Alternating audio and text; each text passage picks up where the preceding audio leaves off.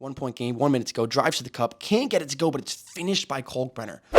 Hello, everybody, and welcome back to another episode of the Valentine Sports Show. I'm your host, Frank Rampin, and let's dive into another week of the college basketball season. So, the regular season just wrapped up this weekend with the major conferences ending up their last game on Saturday and Sunday. So, this week is the week of all conference tournaments. It's going to be an unbelievable week. Basically, every day from 11 throughout the entire day, there's action-packed college basketball that matters for the tournament. So, this is an unbelievable week for sports fans like myself. NFL free agency just started, or the tampering period just started. A bunch of stuff going on right now. The Raiders made a couple moves, my guys, Christian Wilkins to the Raiders. We did lose Josh Jacobs, but hey, Christian Wilkins and Max Crosby on the same D-line. You kidding me? But this is college basketball show. We'll dive right into it. We're going to have a little bit of a stray, but it's relevant. Don't worry about it. We'll dive right into the weekly recap. Regular season finally over. Conference championships beginning this week. Some mid-major conferences. Tickets have been punched already, like Stetson making their first ever conference or NCAA tournament appearance. A couple teams like that. App State, my Mountaineers, they lost to buzzer beater Arkansas State in the semifinal. JMU beat them in the final, so a couple automatic bids already done, but let's dive into the new rankings, the last rankings from the regular season. Only one more AP poll remaining until the season's over. So, Houston, still number one. First team since 1991-92 to win the regular season in major conference in their first season in that conference. They just came from the American to the Big 12, and they ran the conference. Number one team in the country, they're going to win it. Won the regular season. They have a good chance to win the tournament as well. First team since the 1991 Arkansas team who did it in the SEC. Pretty impressive stuff. They have the best defense in the country, and they're the favorite to win that Big 12 tournament. Houston Cougars look unbelievable. Jamal Shedd, maybe the best leader in the country. UConn, number two. They beat Providence. They have the most wins through 30 games by a reigning champ over the fourth most wins over the last, fourth most wins through 30 games over the last 40 years by reigning conference or reigning national champions. 90-91 UNLV, they were 30-0 through 30 games after they won the national championship in 1990. They ended up losing 31. 91-92 the next year, Duke, 28 wins in a row to start their season after they took down, they ended that UNLV streak. And then 84-85 Georgetown, 28 as well. This year, UConn, 27-3. So pretty unbelievable stuff for UConn. They're the favorite to win that Big East tournament. That starts tonight.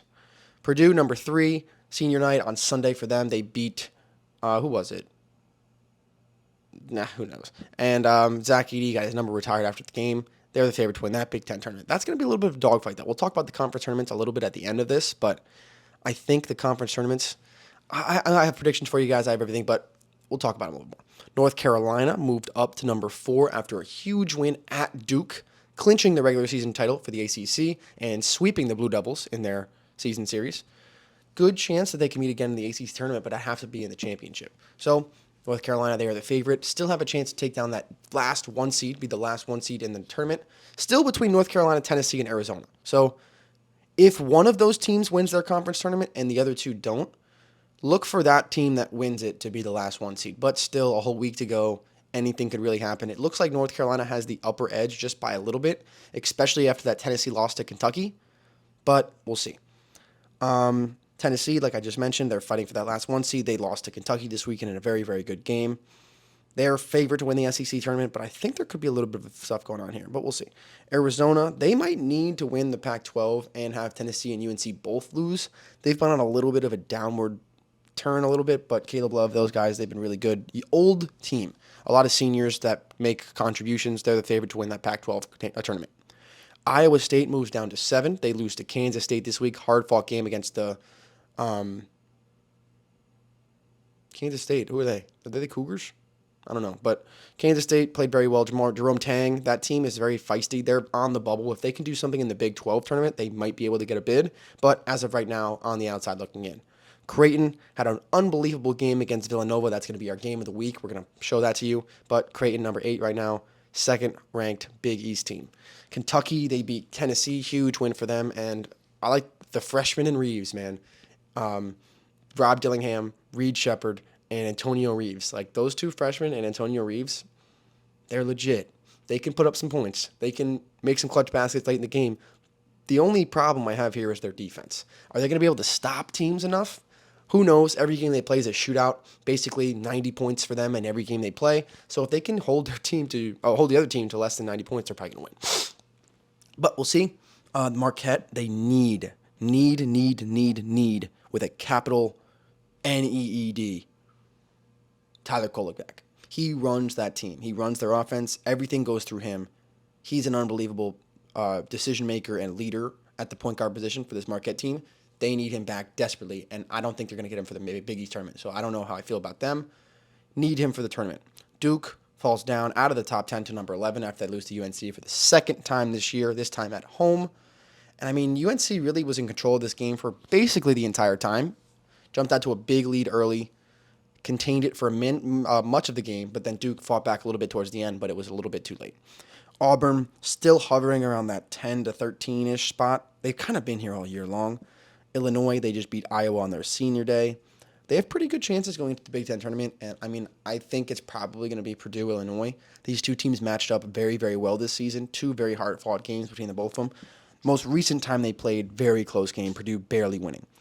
Baylor lost to Texas Tech. They moved down to 14. Pop Isaacs and the Red Raiders looked pretty good in that game. Despite a lot of foul trouble from the Red Raiders, they were able to take this one. Beat Baylor, knocked them down from 11 to 14. South Carolina, another very good SEC team right here. Michi Johnson's been great. They look to make a push in this SEC tournament, hopefully bolster their resume. Maybe get up to like a 4, maybe a 3. Who knows?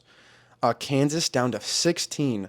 Kansas been in a little bit of a bad spot. They're looking not so great as of late. They won against Kansas State, but they got absolutely killed by 30 points to number 1 Houston. Hunter Dickinson got hurt in this game. He dislocated his shoulder, and Bill Self announced that both Hunter Dickinson and Kevin McCullough Jr. are going to be out for the Big 12 tournament. So a struggling Kansas team kind of limping into postseason play. I don't love them to win the Big 12, especially without these two players. They're two very, very impact players, but they're going to need them for the NCAA tournament. Bill Self did say that Hunter Dickinson should be good for the NCAA tournament, and Kevin McCullough, he's missed about 5-6 games this year for the Jayhawks. They need him in the tournament especially. They've had a couple shaky games as of late and a couple bad losses. So they're going to need Dickinson and McCullough Jr. both for the NCAA tournament, but Big 12 tournament, need to just get the team healthy. 17, Gonzaga looked back like normal. Monday night, last night, they played against San Francisco in the semifinal of the West Coast Conference tournament. Tuesday night, they're going to play in the championship against St. Mary's. Both of those teams are probably going to get in, but both those two teams sitting at the top of the WCC looking like the normal powerhouse teams that we're accustomed to seeing, especially from Gonzaga going to extend their record 26 consecutive NCAA tournament appearances. Number 18, here's our first Mountain West team, Utah State. Played an unbelievable game on Saturday. Darius Brown Jr. hit a buzzer beater 3 to beat New Mexico, or with about 2 seconds left, but it was an unbelievable game. Great finish by them. Utah State is dangerous. They're the 1 seed in that wild Mountain West conference. Anyone can win that. Ooh, excuse me. Water.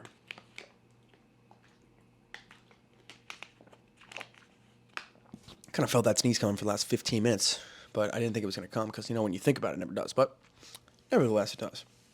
But Utah State, first Mountain West team on the board. Number 19, Alabama. They've been in a little bit of a downward swing as well. A couple tough games in a row. They beat Arkansas in overtime Saturday. They were losing this game the entire time. It was pretty much a dogfight. Arkansas played pretty well in this game. Not a great season for them, but last game of the year at home, they played pretty well. They did not lead, Alabama did not lead in this game until overtime. So they had to tie the game up, send it all the way to overtime before they were able to even take their first lead of this game. Able to hold on and win the game in overtime. So they fall down to 19. A little bit shaky going to the SEC tournament, but they can always score 100 points basically any given night. BYU beat Oklahoma State on Saturday, and BYU, this is a team that you don't really want to play in the tournament, right? They just moved into the Big 12 for the first time ever. They had a pretty respectable season. As you see, they're ranked number 20th in the country. So on the top half, towards the top 3-ish of the Big 12. And they take 100 threes a game. They take 1,000,000 threes again. They're going to make a bunch. So they can be out of a game, come back kind of relatively quick just because of the way that they play. They're live and die by the 3. St. Mary's, West Coast Conference, going to be decided probably after you see this video tonight between St. Mary's and Gonzaga. Today is Tuesday, the 12th of March, so that is the West Coast Conference Championship game. We'll see what happens at that. Washington State, number 21, lost to Washington this past week, so a bad loss for them, moving them down, but chance to do well in the Pac-12 tournament, get themselves a higher seed. Nevada, another very solid Mountain West team, been, I think, the hottest Mountain West team as of late. We saw them, Jared Lucas hit that wild half quarter to beat Colorado State. Ever since then, they've been on a little bit of a tear, this Nevada Wolfpack. So now they're the number 2 seed heading to this Mountain West tournament. And really, 6, 7, 8 teams can win the Mountain West. It's going to be fun to watch. Dayton, first A10 team here, got a win against VCU in overtime on Friday night. Close game from them, but able to pull it out. Texas Tech moves into the top 25 at 25 for the first time. Big win for them against, was it Baylor? Yes, it was Baylor. So Pop Isaacs and the squad into the top 25, and let's move into our play of the week. So, play of the week. It's been a little bit difficult for me to find the play of the week for basketball, right? A lot of games, especially on Saturdays. Every Saturday there's like 300 college basketball games. It's pretty unreal. As a college football fan, it's like, oh, college football Saturdays are packed. There's 80 games. This is nothing. That's nothing compared to this. These college basketball Saturdays are unreal. So, as I was scouring through all of them, like I do, like the freak I am, I stumbled across the last regular season game in the MAAC, not the MAC, not MACtion, but the MAC. So we got some MACtion here. We got Canisius and Manhattan playing in Manhattan against the Jaspers. Tie ball game, 70-70 with about 2 seconds left. Canisius inbounding under their own basket. Really need a miracle here. 2.1 seconds go. Looking for the football pass, but they're going to throw it in short to Trey Dinkins. Takes 2 dribbles. Half court heave for the win. Nails it. Swished it right in, and he knew it too. You saw him jumping up and down before that even went in. What a shot from Trey Dinkins to win it for Canisius. Last game of the regular season in the MAC. And we'll take a look at this one more time. Look at this. Trey Dinkins. Crossover move. He knew it. Look at him. Bang! Swished it. 3-point win at the buzzer. Unbelievable. MACtion over. So that's our play of the week. Half quarter for the win. But obviously we're in the college basketball season right now. We went from baseball to football, now to college basketball for the time being, and we're going to go back to baseball. But we're inching closer to the baseball season. And as if you may know, the college baseball season has started. Professional, still about, what is it? Today's the 12th. 8 days until they go to South Korea to play that opening series. Opening day would be the 28th. But college baseball is fully underway. And I've mentioned a little bit in time, I played college baseball. Not anymore, but I was a former college baseball player. My brother, Zach Rampin, 2 years younger than me, freshman year, played for the West Virginia Mountaineers. Didn't have too many opportunities there as his freshman year. Decided to transfer to the University of San Francisco. And a video of him has been all over the internet for the past 5 days. MLB, their official Twitter and Instagram posted it. SportsCenter, ESPN, the official Instagram and Twitter posted it because he made one of the most unreal plays I've ever seen made by a catcher. And let's take a look at it right now. So, top of the second inning here. I believe San Francisco leads 4-1, but my scoreboard is cut off here. Zach Rampin, my brother, behind the dish. Wild pitch to the backstop, hits off the brick, picks it up barehanded, jump throw while he's spinning, throw to third, picked by the third baseman, got him. What? When this is my brother, right? I'm watching this game live. I actually said, "What are you doing?" And he just one hopper. Great pick by the third baseman as well. Great tag too. But are you kidding me? Slider runs so wild. Barehanded scoop. Jump throw on the run while he's spinning.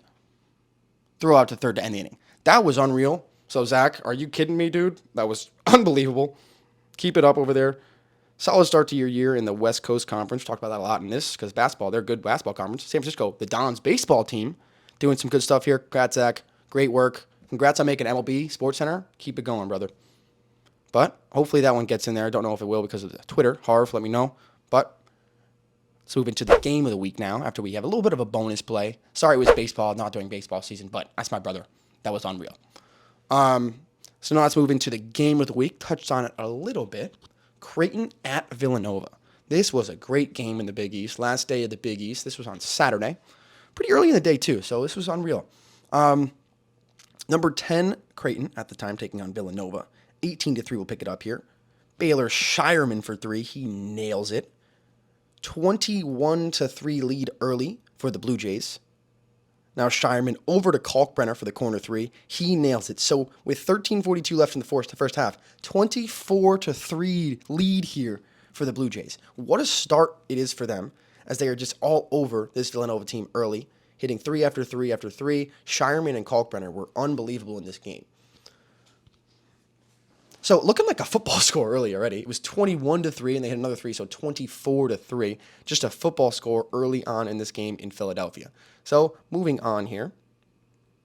Later on in the first half, Villanova fighting back. 11-point game. Good ball movement here from the Wildcats. Over to the corner. Eric Dixon for three. Nails it. So cuts the lead under 10 with under a minute to go here. So at halftime, 40-29, the Blue Jays go back on top, hit another 3-point play. But 40-29, we go into the break. So moving ahead now. About 5 minutes left to go here in this second half. Blue Jays still on top. 63-54 here. Just under 4 minutes to go. Mark Armstrong lays it in. So a 9-point ball game. Armstrong, yet again, driving to the cup, gets it to go plus the foul. So fighting through contact, Mark Armstrong gets it to go plus the foul. 4-point ball game here. 2 minutes, 40 seconds to go. Justin Moore driving left, blowing by Kalkbrenner and getting it to go. So a huge lay in there for that. 2-point game with 2.5 minutes to go here. What a comeback from the Wildcats. So now Kalkbrenner backing down his defender in the lane. Taking a little baby hook over him. Gets it to go. So back up to 4. Just about 2 minutes left to go here. Getting down to clutch time. So get the ball back to your best player, Justin Moore. Going to work on Kalkbrenner. Back to him. 3 in his face. Nails it. So a 1-point game with 1:30 to go here. Justin Moore hits a huge shot for the Wildcats. So Trey Alexander, 1-point game, 1 minute to go, drives to the cup, can't get it to go, but it's finished by Kalkbrenner. Put back jam, puts the lead back up to 3. 30 seconds to go here. Justin Moore over to Dixon, takes the 3 for the tie, and he's fouled. So a huge foul there from Trey Alexander of the Blue Jays. 3 free throws coming for Dixon, able to tie the game. And he nails all 3 of the free throws to tie this game up.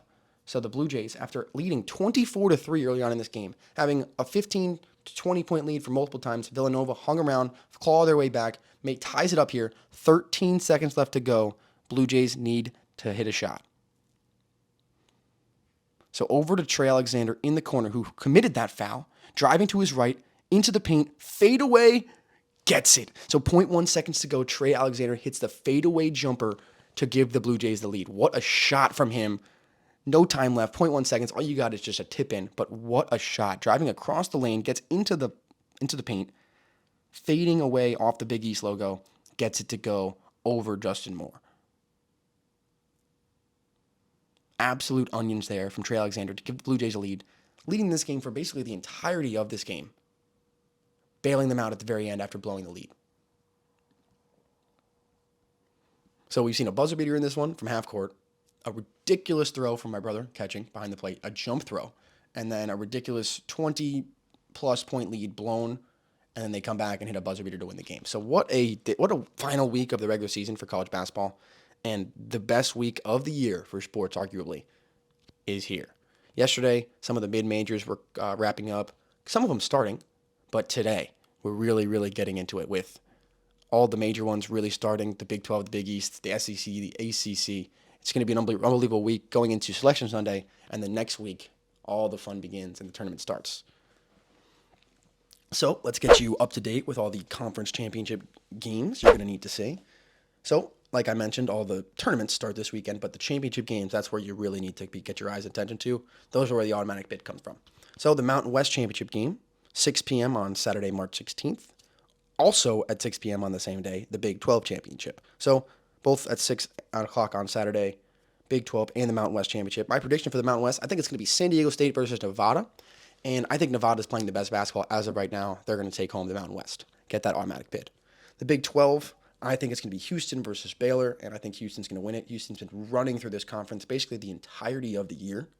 So I'm going to take the Cougars. The Big East tournament concludes at 6:30 on March 16th, that same Saturday, but a 30-second later tip-off. I'm going to take UConn versus Creighton. I think they've been the two best teams as of late, Marquette has been probably a little bit better than Creighton consistently throughout the season, but that Tyler Kolek injury is going to be devastating for them. So I think UConn takes on Creighton in the final, and I think they get their revenge because Creighton was the team that gave UConn their last loss to knock them out of the 1 seed. But I got UConn taking home the Big East. ACC championship game, 8:30 p.m. on Saturday. So basically back-to-back-to-back championship games. That's going to be the ACC. I'm going to go with round 3 of Duke UNC because why not? I know we all want to see it. That'd be the only way they play again in the ACC tournament is if they make the championship game. And how about it? And I think UNC is going to take them down for the 3rd time this year. I know that's hard to do, 3 times in the same year, but I got them. 9 p.m. on Saturday, the Pac-12 championship game. I think it's going to be Arizona versus Utah, and I think Arizona's going to take it. So 4 conference championship games on Saturday, 2 at 6, 1 at 6:30. Oh, no, excuse me, 5 conference championship games on Saturday, 2 at 6, 1 at 6:30, 1 at 8:30, and then 1 at 9. So a packed day up on Saturday, bunch of conference championship games, and then selection Sunday before the actual selection day show. There's 2 championship games, the SEC championship games at 1 o'clock on Sunday. I believe it's going to be Tennessee, who have been the best team all year. Dalton Connect, that's going to be the SEC Player of the Year. And Texas A&M. Wade Taylor IV has been very good this year, prolific scorer, a couple 40-point games for him. They're kind of a bubble team right now, kind of on the outside looking in. If they can get this automatic bid and get a chance to, even if they get to the championship game, I think they'll be in. I still have Tennessee winning, but Texas A&M sleepers in this SEC tournament. And then to conclude the Power Conference championship games, the Big Ten, 3:30 on Sunday. I think it's going to be Purdue, Illinois. Kind of touched on that earlier, the 2 best teams in this conference. And I got Illinois taking them down this time. They played a barn burner last time at Mackey. Close game. Purdue, that wasn't at Mackey. That was in Illinois. But they barely were able to pull that out. The Boilermakers were. Clutch late buckets from Braden Smith to put that one away. But in the Big 12 championship, or Big 10 championship game, I'm going to take the Fighting Illini of Illinois to take down the Boilermakers. So there you have it for this week of the college basketball show. There's my predictions for this week's conference tourneys. Touched on the game of the week, all this good stuff. But yeah, the best week of the year is just starting up now with the conference tournaments beginning. It's going to be an unreal week, heading into Selection Sunday, and then March Madness finally upon us in just about 9 days. It's going to be unbelievable. I cannot wait. Next week, when we talk, the conference tournaments will be over, and we'll be gearing up for March. So I cannot wait for it. Next time we talk, I'm going to be so giddy. You don't even realize it, but it's going to be unbelievable. So that'll do it for this episode of the Bobby Valentine Sports Show. Follow us on Instagram, Twitter, TikTok, all that good stuff at the Bobby Valentine Sports Show. Hit up the bvacademy.com for anything Bobby Valentine Sports Academy, like birthday parties, lessons, anything like that. But next week, conference tournaments will be over, and we'll be heading into the tournament. See you then.